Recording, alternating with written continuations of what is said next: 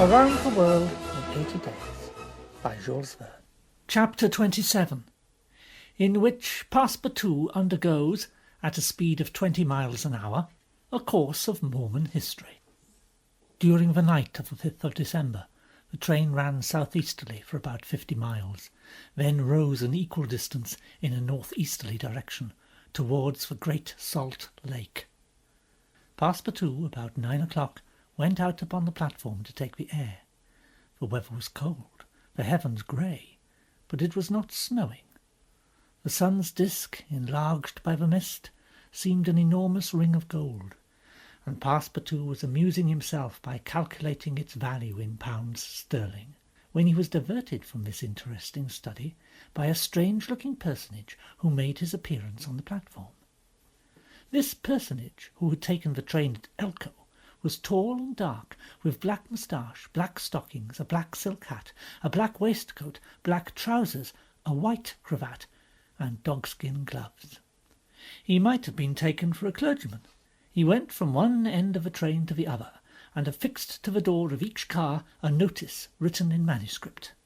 Passepartout approached and read one of these notices, which stated that Elder William Hitch, Mormon missionary, taking advantage of his presence on train number 48, would deliver a lecture on Mormonism in car number 117 from 11 to 12 o'clock, and that he invited all who were desirous of being instructed concerning the mysteries of the religion of the Latter-day Saints to attend.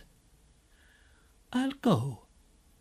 Passepartout knew nothing of Mormonism, except the custom of polygamy, which is its foundation. The news quickly spread through a train, which contained about 100 passengers, 30 of whom at most, attracted by the notice, ensconced themselves in car number 117. Passepartout took one of the front seats. Neither Mr. Fogg nor Fix cared to attend. "I tell you that Joe Smith is a martyr, that his brother Hiram is a martyr, and that the persecutions of the United States government against the prophets will also make a martyr of Brigham Young. Who dares to say the contrary?" No one ventured to gainsay the missionary, whose excited tone contrasted curiously with his naturally calm visage. No doubt his anger arose from the hardships to which the Mormons were actually subjected. The government had just succeeded, with some difficulty, in reducing these independent fanatics to its rule. It had made itself master of Utah, and subjected that territory to the laws of the Union, after imprisoning Brigham Young on a charge of rebellion and polygamy. The disciples of the prophet had since redoubled their efforts, and resisted, by words at least, the authority of Congress. Then, emphasizing his words with his loud voice and frequent gestures, he related the history of the Mormons from biblical times. How that in Israel a Mormon prophet of the tribe of Joseph published the annals of the new religion, and bequeathed them to his son Mormon. How many centuries later a translation of this precious book, which was written in Egyptian, was made by Joseph Smith, Jr., who revealed himself as a mystical prophet in 1825, and how, in short, the celestial messenger appeared to him in an illuminated forest, and gave him the annals of the Lord. Several of the audience, not being much interested in the missionary's narrative, here left the car. But Elder Hitch, continuing his lecture, related how Smith, Jr., with his father, 2 brothers, and a few disciples, founded the Church of the Latter-day Saints, which, adopted not only in America, but in England, Norway, and Sweden, and Germany, counts many artisans, as well as men engaged in the liberal professions, among its members. How a colony was established in Ohio, a temple erected there at a cost of $200,000, and a town built at Kirkland. How Smith became an enterprising banker, and received from a simple mummy showman a papyrus scroll written by Abraham and several famous Egyptians. The elder's story became somewhat wearisome, and his audience grew gradually less, until it was reduced to 20 passengers. But this did not concert the enthusiast, who proceeded with the story of Joseph Smith's bankruptcy in 1837, and how his ruined creditors gave him a coat of tar and feathers. His reappearance some years afterwards, more honourable and honoured than ever, at Independence, Missouri, the chief of a flourishing colony of 3,000 disciples, and his pursuit thence by outraged Gentiles, and retirement into the far west. 10 hearers only were now left, among them honest Passepartout, who was listening with all his ears. Thus he learned that after long persecutions Smith reappeared in Illinois, and in 1839 founded a community on the Mississippi, numbering 25,000 souls, of which he became mayor, chief justice, and general-in-chief.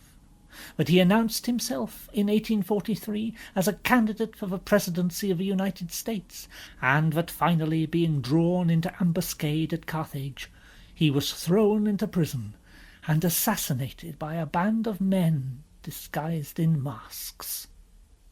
Passepartout was now the only person left in the car, and the elder, looking him full in the face, reminded him that 2 years after the assassination of Joseph Smith, the inspired prophet Brigham Young, his successor, left for the banks of a great salt lake, where, in the midst of that fertile region, directly on the route of the emigrants who crossed Utah on their way to California, the new colony, thanks to the polygamy practised by the Mormons, had flourished beyond expectations.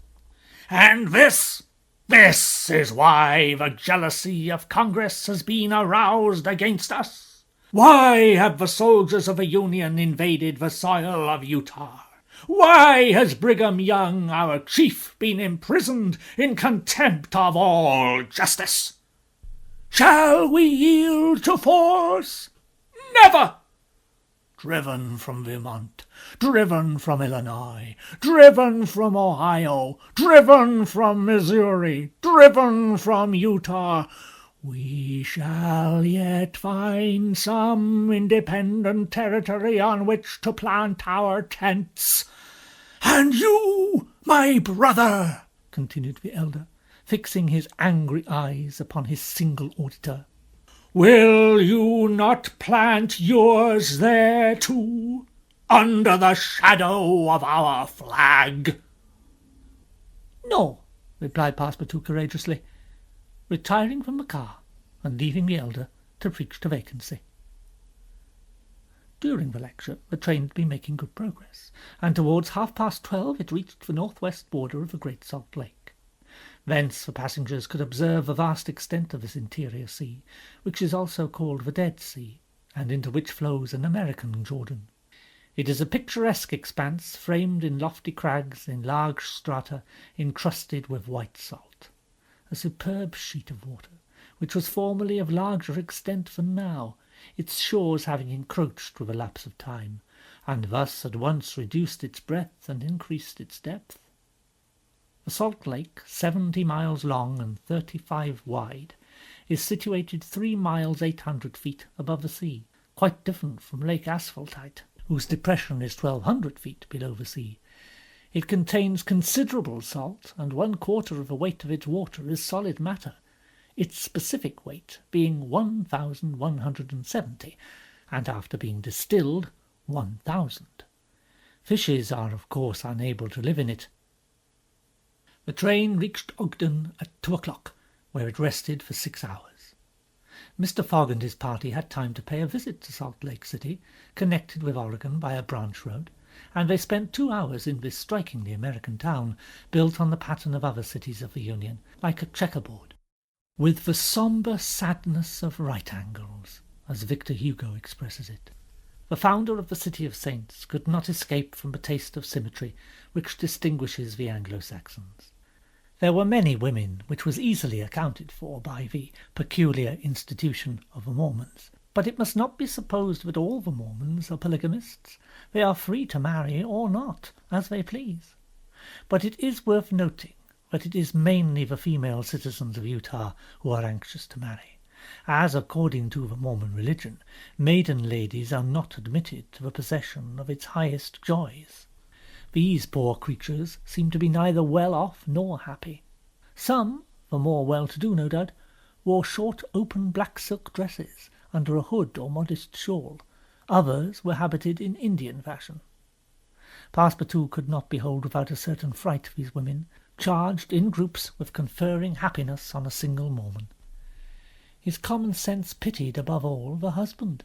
It seemed to him a terrible thing to have to guide so many wives at once across the vicissitudes of life, and to conduct them, as it were, in a body to the Mormon paradise, with the prospect of seeing them in the company of the glorious Smith, who doubtless was the chief ornament of that delightful place, to all eternity. He felt decidedly repelled from such a vacation, and he imagined, perhaps he was mistaken, that the fair ones of Salt Lake City cast rather alarming glances on his person. Happily his stay there was but brief. At 4 the party found themselves again at the station, took their places in the train, and the whistle sounded for starting. Just at the moment, however, that the locomotive wheels began to move, cries of "Stop! Stop!" were heard. Trains, like time and tide, stopped for no one. The gentleman who uttered the cries was evidently a belated Mormon. He was breathless with running. Happily for him, the station had neither gates nor barriers. He rushed along the track, jumped on the rear platform of the train, and fell exhausted into one of the seats. Passepartout, who had been anxiously watching this amateur gymnast, approached him with lively interest, and learned that he had taken flight after an unpleasant domestic scene. When the Mormon had recovered his breath, Passepartout ventured to ask him politely how many wives he had. From the manner in which he had decamped, it might be thought that he had 20 at least. "1, sir," replied the Mormon, raising his arms heavenward. "1. And that was enough." End of chapter 27.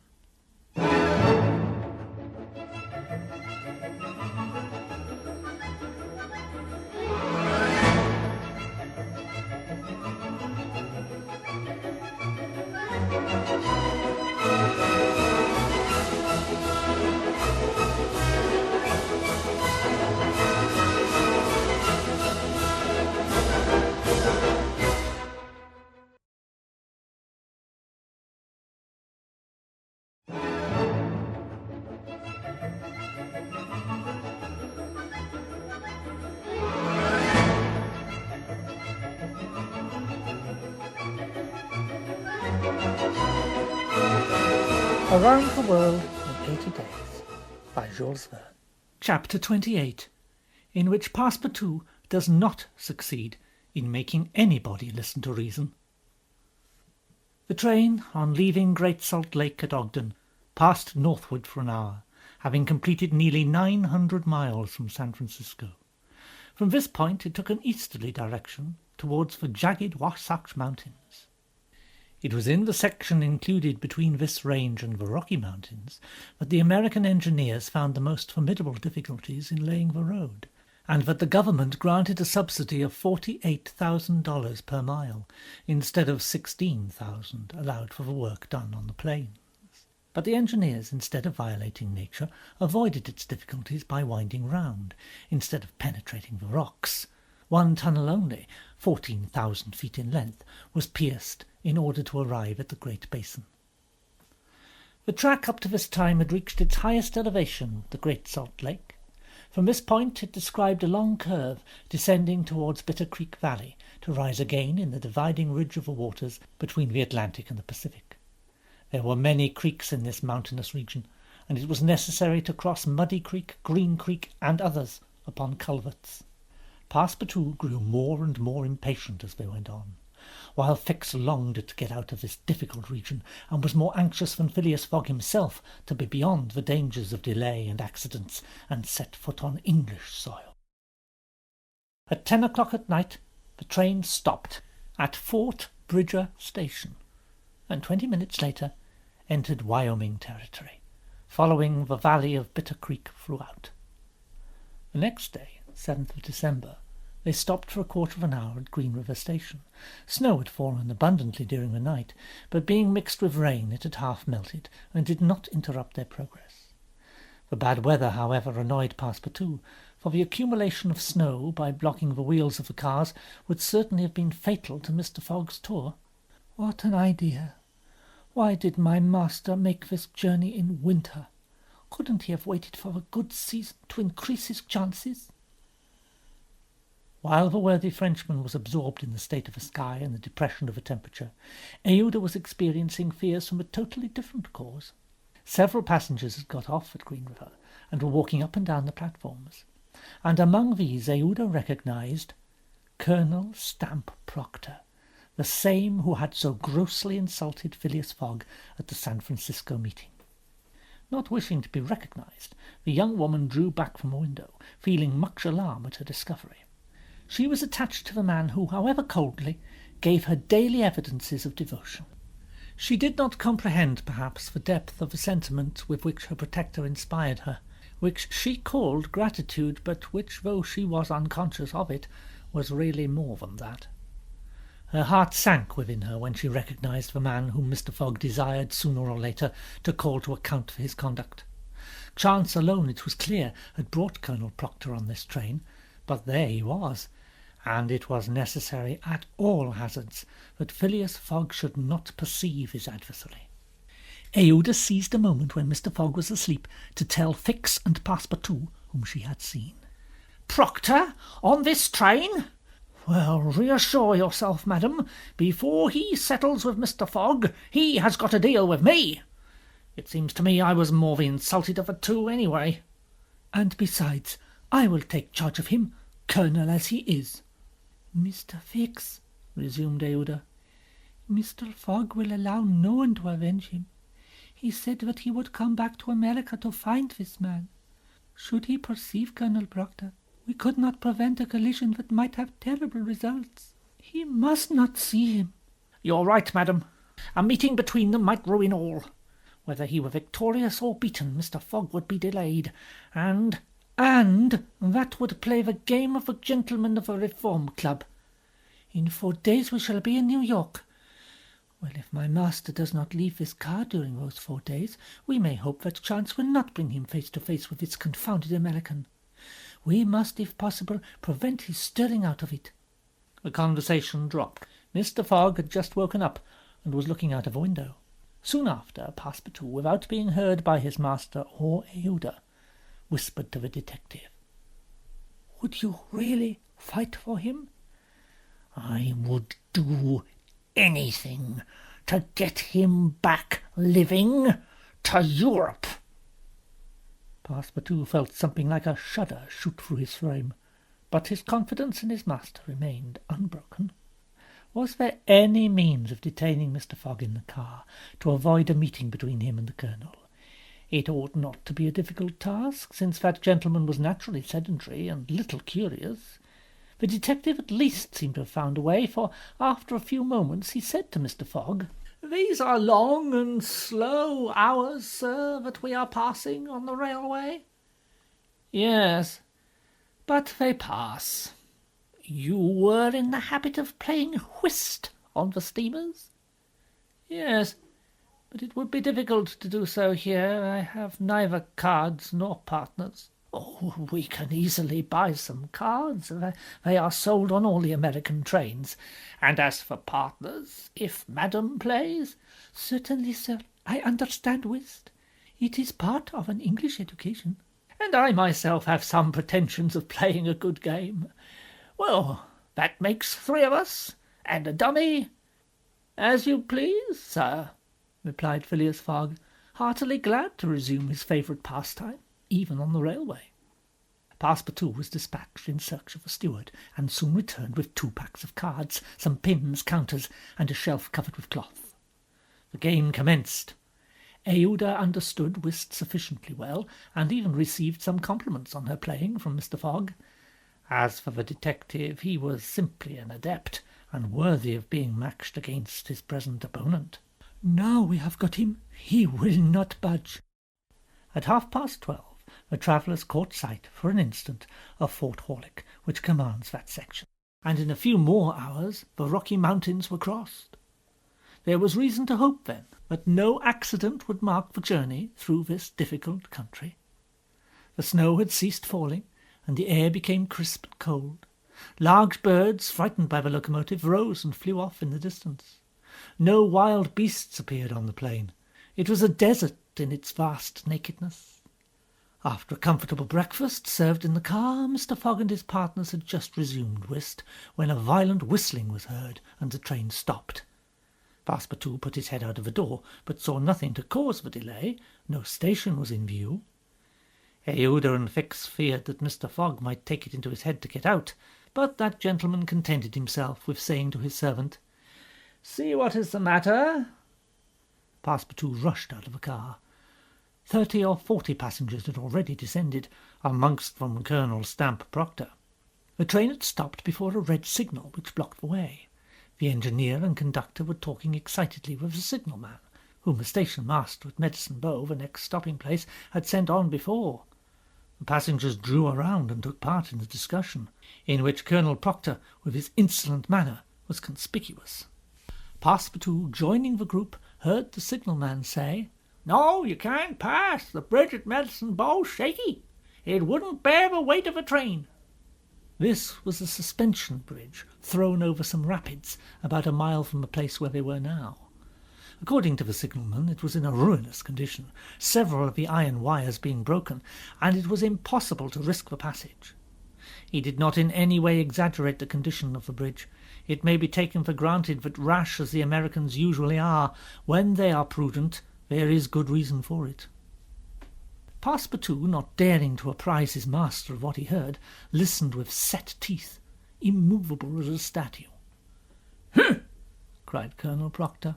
"But we are not going to stay here, I imagine, and take root in the snow." "Colonel," replied the conductor, "we have telegraphed to Omaha for a train, but it is not likely that it will reach Medicine Bow in, less than 6 hours." "6 hours?" "Certainly.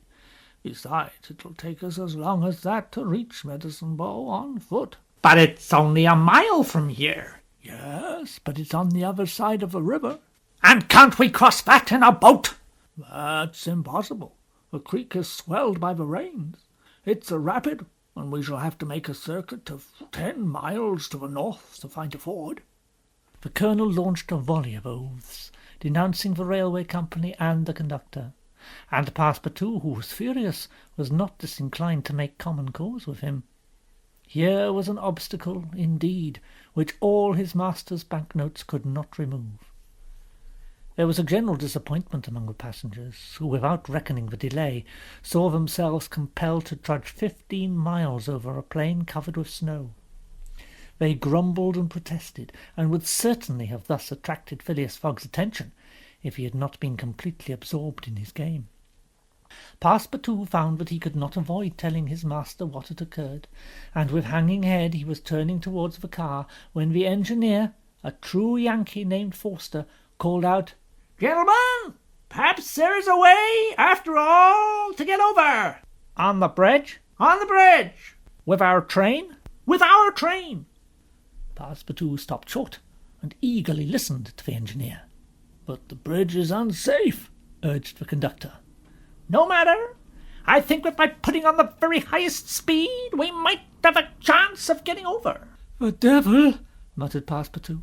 But a number of the passengers were at once attracted by the engineer's proposal, and Colonel Proctor was especially delighted, and found the plan a very feasible one. He told stories about engineers leaping their trains over rivers without bridges by putting on full steam, and many of those present avowed themselves of the engineer's mind. "We have 50 chances out of 100 of getting over," said one. 80, 90. Passepartout was astounded, and though ready to attempt anything to get over Medicine Creek, thought the experiment proposed a little too American. "Besides, there's a still more simple way. It does not even occur to any of these people." "Sir, the engineer's plan seems a little dangerous, but—" 80 chances! "I know it, but a simple idea—" "Ideas are no use, as the engineer assures us that we can pass." "Doubtless we can pass, but perhaps it would be more prudent—" "What? Prudent? At full speed, don't you see? At full speed!" "I know, I see. But it would be, if not more prudent, since that word displeases you, at least more natural—" "Who? What's the matter with this fellow?" cried several. The poor fellow did not know to whom to address himself. Are you afraid, son?" "I? Afraid? Very well, I will show these people that a Frenchman can be as American as they. All aboard! Yes, all aboard. But they can't prevent me from thinking that it would be more natural for us to cross the bridge on foot, and let the train come after. But no one heard this sage reflection, nor would anyone have acknowledged its justice. The passengers resumed their places in the cars. Passepartout took his seat without telling what had passed. The whist players were quite absorbed in their game. The locomotive whistled vigorously. The engineer, reversing the steam, backed the train for nearly a mile, retiring like a jumper in order to make a longer leap. Then, with another whistle, he began to move forward. The train increased its speed, and soon its rapidity became frightful. A prolonged screech issued from the locomotive. The piston worked up and down 20 strokes to the second. They perceived that the whole train, rushing on at the rate of 100 miles an hour, hardly bore upon the rails at all. And they passed over. It was like a flash. No one saw the bridge. The train leaped, so to speak, from one bank to the other, and the engineer could not stop it until they had gone 5 miles beyond the station. But scarcely had the train passed the river, when the bridge, completely ruined, fell with a crash into the rapids of Medicine Bow. End of chapter 28.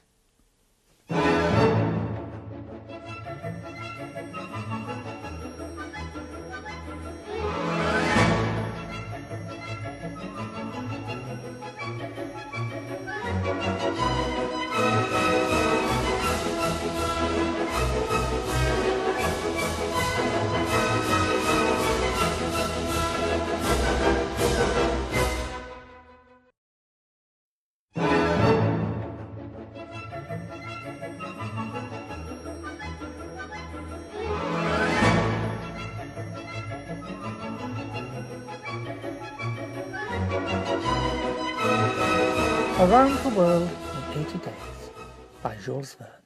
Chapter 29, in which certain incidents are narrated which are only to be met with on American railroads. The train continued on its course. The 101st meridian was passed. Mr. Fogg and his partners had resumed their game. No one, not even the dummy, complained of the length of the trip. Fix had begun by winning several guineas, which he seemed likely to lose, but he showed himself a not less eager whist player than Mr. Fogg. During the morning chance distinctly favoured that gentleman. Trumps and honours were showered upon his hands.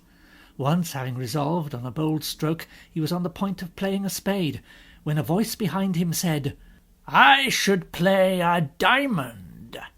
Mr. Fogg, Aouda, and Fix raised their heads, and beheld Colonel Proctor.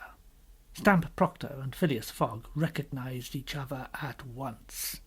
"Ah, it is you, is it, Englishman? It's you who are going to play a spade." "And who plays it?" replied Phileas Fogg coolly, throwing down the 10 of spades. "Well, it pleases me to have it diamonds," said the Colonel in an insolent tone, and made a movement as if to seize the card which had just been played. "You don't understand anything about whist." "Perhaps I do, as well as another." "You have only to try, son of John Bull." Aouda turned pale, and her blood ran cold. She seized Mr. Fogg's arm and gently pulled him back. Passepartout was ready to pounce upon the American, who was staring insolently at his opponent. But Fix got up, and going to Colonel Proctor, said, "You forget that it is I with whom you have to deal, sir, for it was I whom you not only insulted, but struck." "Mr. Fix, pardon me, but this affair is mine, and mine only. The Colonel has again insulted me by insisting that I should not play a spade, and he shall give me satisfaction for it." "When and where you will, and with whatever weapon you choose." Aouda in vain attempted to retain Mr. Fogg, as vainly did the detective endeavour to make the quarrel his.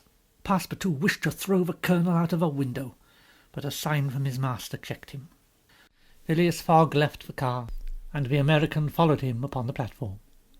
"Sir, I am in a great hurry to get back to Europe, and any delay whatever will be greatly to my disadvantage." "What's that to me?"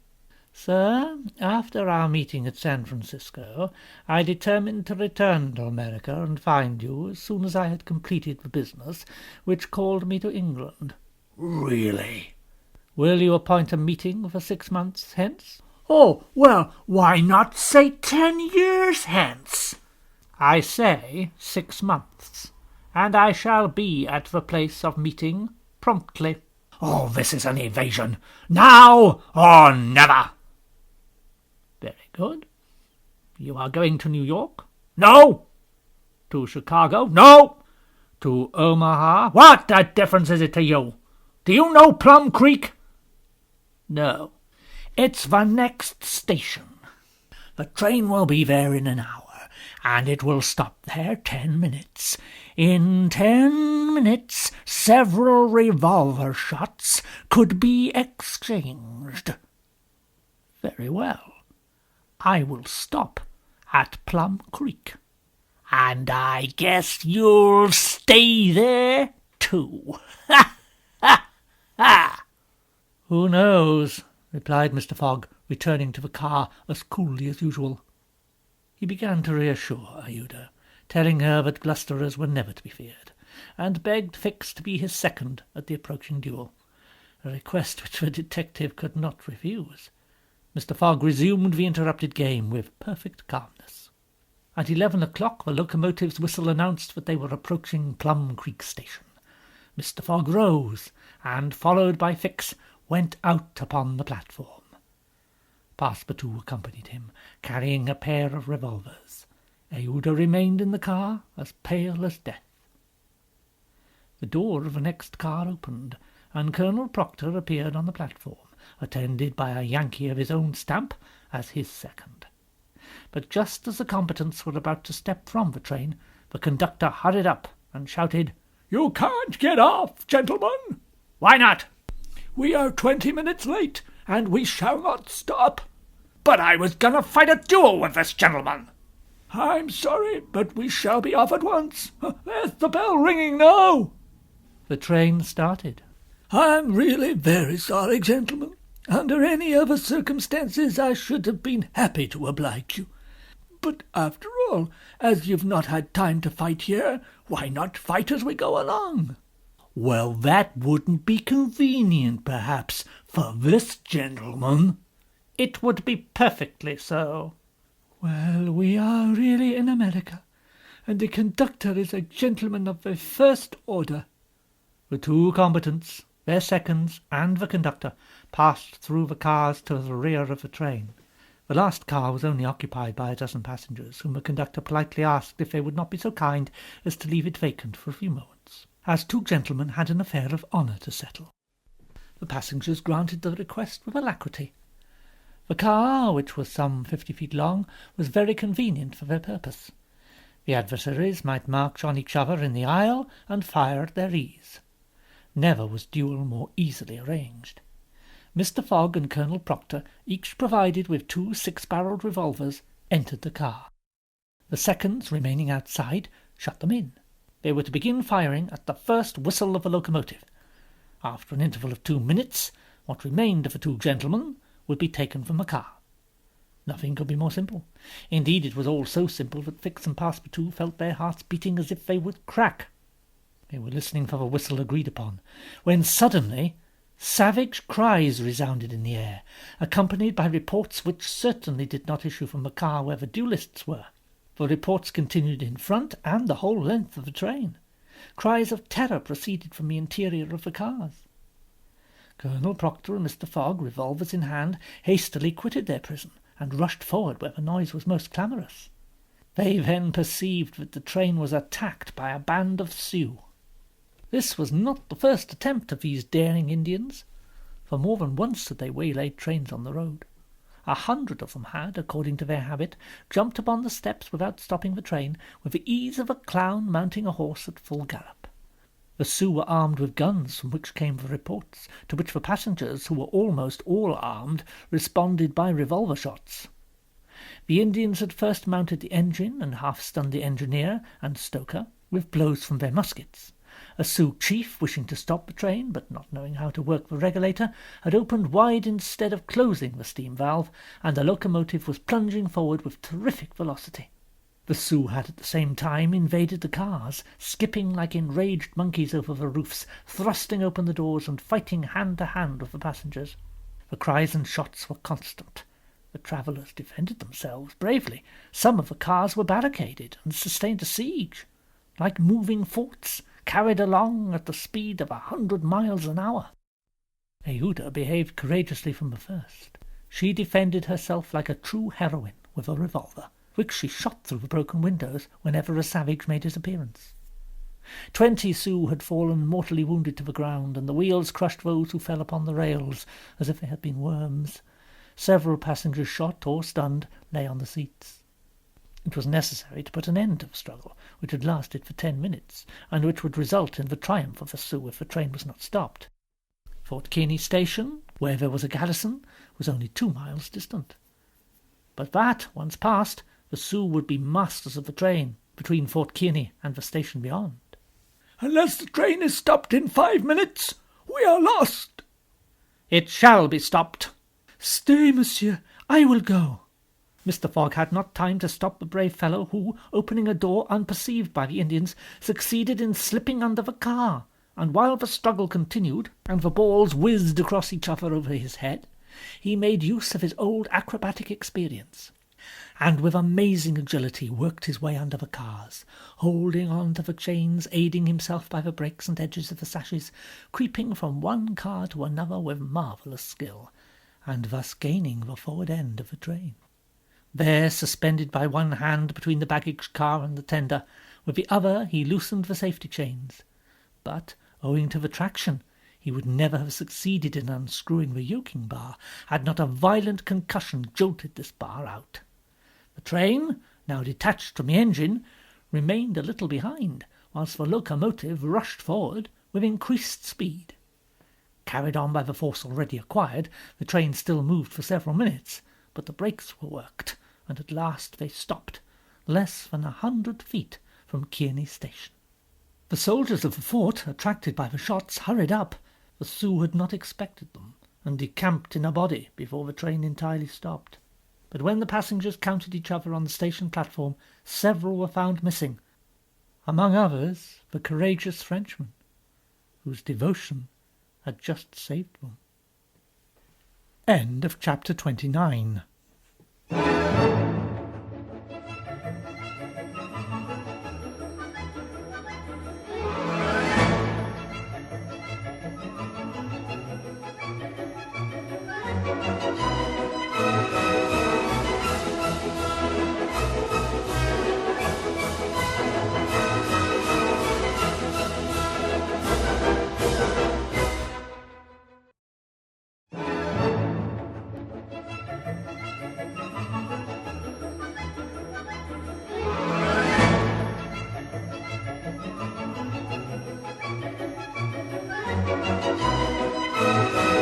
Around the World in 80 Days by Jules Verne. Chapter 30, in which Phileas Fogg simply does his duty.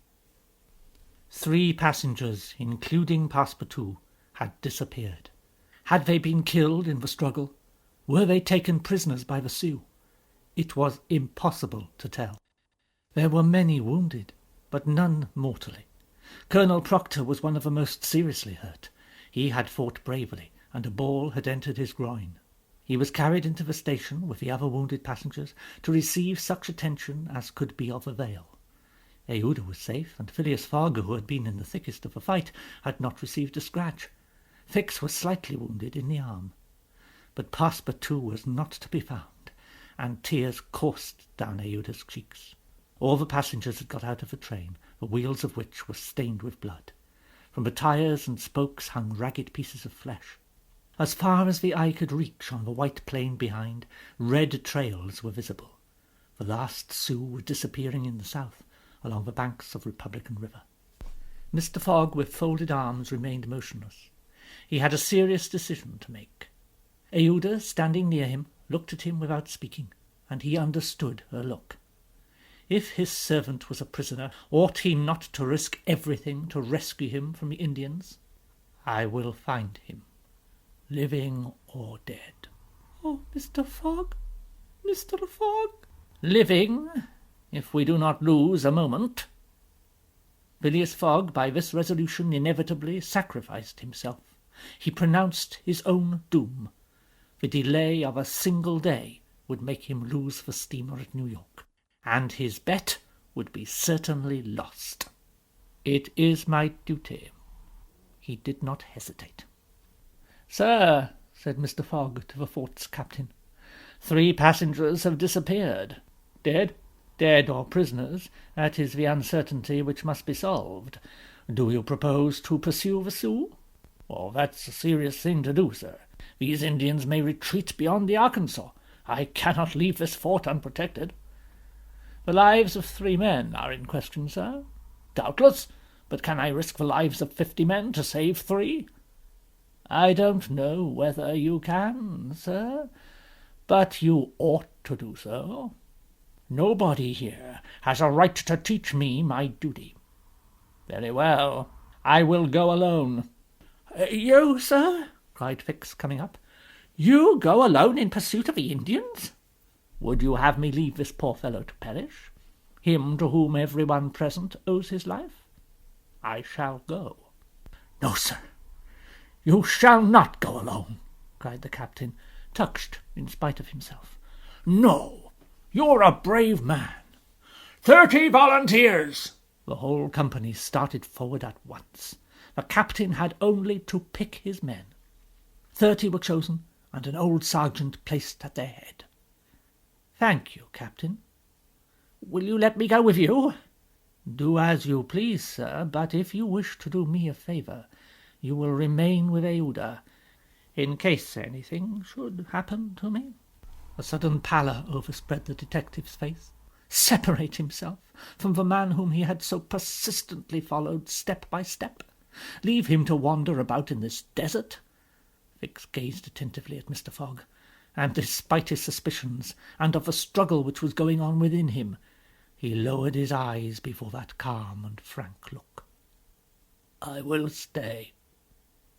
A few moments after, Mr. Fogg pressed the young woman's hand, and having confided to her his precious carpet-bag, went off with the sergeant and his little squad. But before going, he had said to the soldiers, "My friends, I will divide $5,000 among you, if we save the prisoners." It was then a little past noon. Aouda retired to a waiting-room, and there she waited alone, thinking of the simple and noble generosity, the tranquil courage of Phileas Fogg. He had sacrificed his fortune, and was now risking his life, all without hesitation, from duty, in silence. Fix did not have the same thoughts, and could scarcely conceal his agitation. He walked feverishly up and down the platform, but soon resumed his outward composure. He now saw the folly of which he had been guilty in letting Fogg go alone. What! This man, whom he had just followed around the world, was permitted now to separate himself from him. He began to accuse and abuse himself, and, as if he were director of police, administered to himself a sound lecture for his greenness. "I have been an idiot, and this man will see it. He has gone and won't come back. And how is it that I, Fix, who have in my pocket a warrant for his arrest, have been so fascinated by him? Decidedly I am nothing but an ass." So reasoned the detective, while the hours crept all too slowly. He did not know what to do. Sometimes he was tempted to tell Aouda all, but he could not doubt how this young woman would receive his confidences. What course should he take? He thought of pursuing Fogg across the vast white plains. It did not seem impossible that he might overtake him. Footsteps were easily printed on the snow, but soon, under a new sheet, every imprint would be effaced. Fix became discouraged. He felt a sort of insurmountable longing to abandon the game altogether. He could now leave Fort Kearny Station and pursue his journey homeward in peace. Towards 2 o'clock in the afternoon, while it was snowing hard, long whistles were heard approaching from the east. A great shadow, preceded by a wild light, slowly advanced, appearing still larger through the mist.